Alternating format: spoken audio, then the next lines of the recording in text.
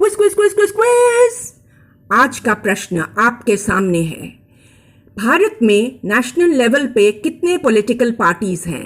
4, 6, 8 या NOTA? None of the above. Your time starts now.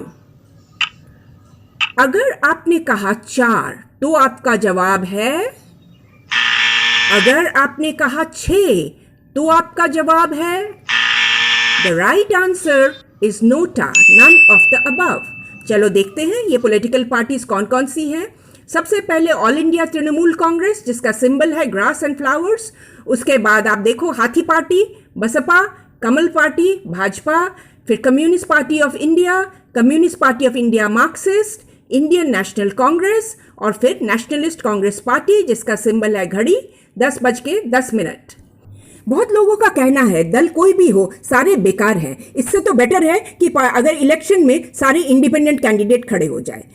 इसको ये अगर हो तो एक प्रॉब्लम हो जाएगा। पार्लियामेंट में 543 सीट्स हैं, 543 इंडिपेंडेंट कैंडिडेट जीत के आ गए। अब सरकार कौन बनाएगा? सब कहेंगे मैं बनाऊंगा। अब 543 सरकार तो नहीं हो सकते ना, तो क्या करें? इसीलिए होता है राजनीतिक दल, ऐसे संगठन जिसके नेता इलेक्शन लड़ते हैं और पार्लियामेंट में आते हैं और वहां जिसकी बहुमत है, जिस दल की बहुमत है वही सरकार बनाती है।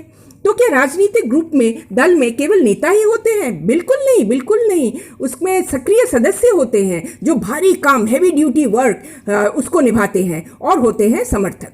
तो इनका कामकाज क्या है? नंबर 1, सबके विचारों को समेटकर नीति और कार्यक्रम बनाना, फिर लोगों के पास जा जाकर जनमत तैयार करना, चुनाव लड़ना, विजयी दल तो सरकार बनाएगी, और फिर पार्टी का काम होता है कि सरकार के कार्यक्रम के बेनिफिट्स को जनता तक ले जाना। और जो दल बहुमत में नहीं है वो अपोजिशन की भूमिका निभाती है। तो मैंने तो आपको फटाफट बता दिया ये सारी चीजें हैं, पर इनमें कोई चैलेंजेस नहीं है क्या? बिल्कुल है। सबसे बड़ी चैलेंज तो ये है कि एक लोकतंत्र में ये इलेक्शन लड़ते हैं और अपने पार्टी के अंदर लोकतंत्र तो होता नहीं है। ऐसे पार्टी हैं जहां कुछ लोगों के हाथ में सारी सत्ता सीमित होती है, कोई इलेक्शंस नहीं होते अंदर, और पूरे दल के विचार भी नहीं लिए जाते। तो सामान्य कार्यकर्ता कहाँ जाए? इसके ऊपर है वंशवाद। जो पापा मम्मी सीनियर नेता बन के बैठे हैं वो अपनी बेटी बेटा को नेता बना देते हैं, चाहे उनके पास अनुभव हो या ना हो, जनाधार हो या ना हो, वो शीर्ष स्थान पे आ जाते हैं। वही सामान्य कार्यकर्ता को प्रॉब्लम होने लगती है। इससे भी बड़ा प्रॉब्लम है अपराधी तत्वों का घुसपैठ। पार्टी को चुनाव प्रचार के लिए, जनमत बनाने के लिए, रैलीज करने के लिए पैसों की जरूरत होती है। तो पैसे वाले बाहुबली जो होते हैं, मनी और मसल पावर के बेसिस पे आ जाते हैं, चुनाव लड़ते हैं, जीत भी जाते हैं। तो ये पॉलिटिक्स में आ गए। एक और प्रॉब्लम है दल बदल। चुनाव जीतने के बाद किसी ने देखा कि मैं तो बहुमत पार्टी में नहीं हूं, बहुमत पार्टी सरकार बनाएगी, मिनिस्टर्स बनेंगे, मैं बहुमत पार्टी में चला जाता हूं, चाहे वहां मुझे मंत्री का पद मिल जाए। तो इससे पार्लियामेंट की भी स्थिति दूसरी हो जाती है। और जनता इन सब चीजों को देखती है। आम जनता को लगता है सारे ही पार्टी समान है, ना तो इनके नीतियों में कोई फर्क है, ना इनके कामकाज में कोई फर्क है। कब इनमें सुधार आएगी, यही पूछते रहते हैं। तो चलो इसको भी देख लेते हैं। कुछ काम तो हो रहे हैं ऑलरेडी, जिसमें नंबर 1 है एंटी डिफेक्शन बिल। ये संविधान में संशोधन लाया गया है, जिससे अगर कोई सांसद अपना दल बदल करता है तो इमीडिएटली स्पीकर के पास पावर है कि वो उनको डिस्क्वालीफाई कर दे, उनके सीट को वो गंवाना पड़ता है। तो इससे काफी लोग दल बदलने से 2 बार सोचते हैं, दल बदलने से। अपराधियों का प्रभाव कम करने के लिए सुप्रीम कोर्ट ने ऑर्डर दिया है कि हर उम्मीदवार को जब वो इलेक्शन में खड़े होंगे, अपने खिलाफ जितने केस चल रहे हैं उस सब का ब्यौरा एक एफिडेविट बना के, शपथ पत्र बना के दो, ताकि जनता को पता तो चले कि आप कैसे हो।